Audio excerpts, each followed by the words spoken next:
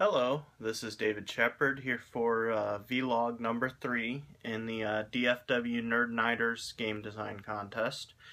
I am fresh off of a playtest of the Zoota Man game, and in general the feedback is the concept is great, horribly imbalanced, but I wasn't really attempting to make it balanced as a first shot. But in general, I was trying to see if the concept itself is fun. Which the main problems that came across in the game were the kind of cluttering visual.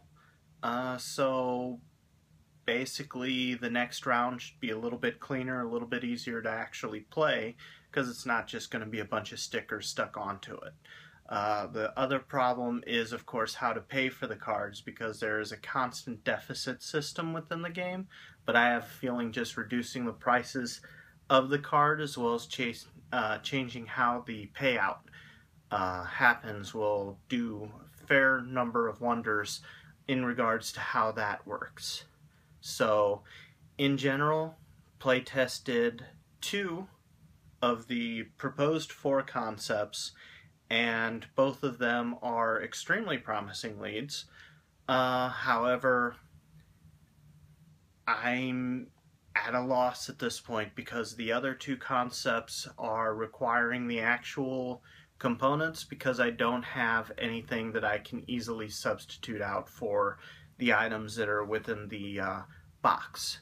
I have been asked by a couple people why I'm doing so many little quick run prototypes, and that's because with this competition I really have no idea where to start as far as what a final game would be, or which one would actually feel compelling and fulfilling as a good game to throw up at the competition.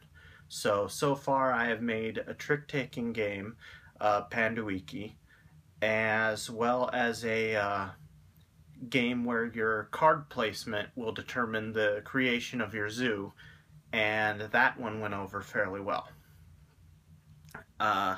So I have 2 more concepts that I want to try and get a play test of fairly soon, before actually hammering down onto which one is going to ultimately be the winner. The next concept will basically be, as I said, I need the kit before I can start testing this next one. So I really have nothing to show you as far as components are concerned, but the concept is a gambling / programmed movement style game. So imagine the 3 miniatures on a track that each card will have 5 spaces, and then you roll the d6 in order to get their initial position, and then there's going to be a 15 space track in front of the characters, which will take on various positions onto the thing, onto the track. Each character will also have about 45 to 50 hit points, maybe lower if you want a quicker game. And then it would require the 3 boxes, which the cards will come in, and that's basically the sticking point, because I don't really have 3 small card-sized boxes that I can easily tear apart and test the concept with. So each box would represent the programs of one of the 3 characters. Now at the beginning of the game you're going to bet which one you think will come in first, second, and third. And then this becomes a secret bet, so nobody knows where you're actually betting. Next thing that would happen is you would draw a hand of 4 programmed movement cards. Now these programmed movements may be like a move forward 2 spaces and punch. And then how you move forward will be dependent upon a priority order. So each priority card will have a big icon of one of the characters and a small icon of one of the characters, and that's so that even if you have, even if you put a card that's going to program the mice character, it's going to see, oh well, I attack myself, skip that, move to the secondary priority. That way all cards can be compatible with the individual characters. So, punch is going to be a set number of damage, but it has to be right next to a character. Headbutt, you have to be on the same space. So, if you're doing all this, how is it going to become a bit of gambling because everybody's going to know who's programming what, or are they? Because you can take the 3 boxed cards and have them, or 3 card boxes, and have them relate to one of the 3 characters. And then whenever it's your turn to pick which programs go to which, you take your card without peeking inside the box, and you either place it to the top or to the bottom of the program stack.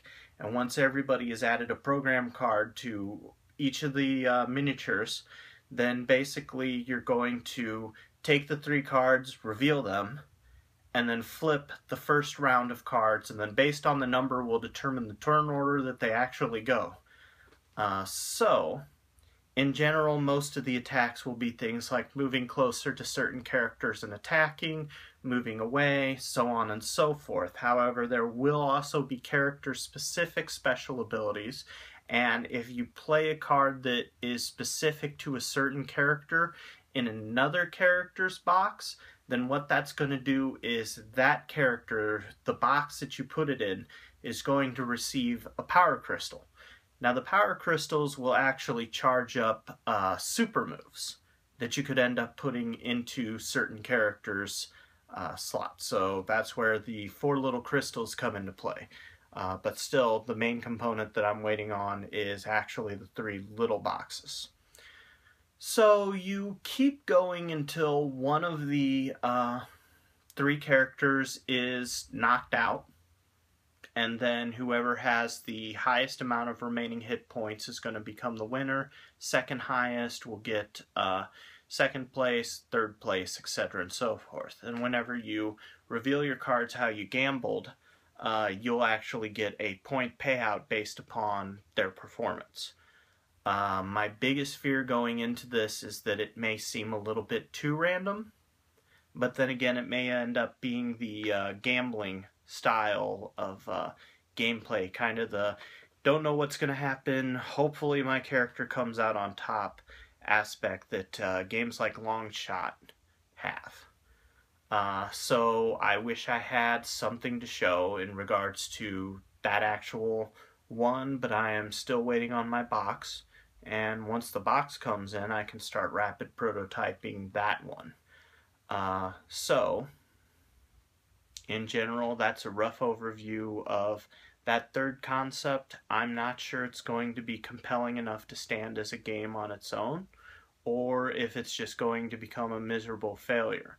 The trick-taking game is a pretty safe bet, just needs balancing. But then again, I'd be entering with just a trick-taking game. The card placement game, the Build-A-Zoo, it seems to be a gateway game, and it only takes about 30 to 40 minutes to play. The only question is if there's enough interesting decisions to bring in the hardcore gamers as well as the casual gamers. This one, not sure if it's just going to be too chaotic to not find any potential audience.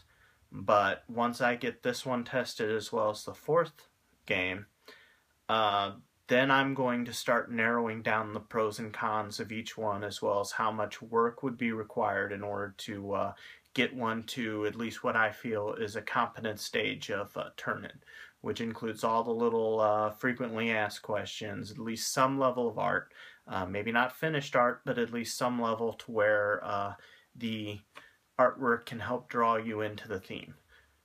So, in general, that's vlog 3. And I will be talking to you guys after that one gets tested, and then I'll discuss the 4th concept, so stay tuned.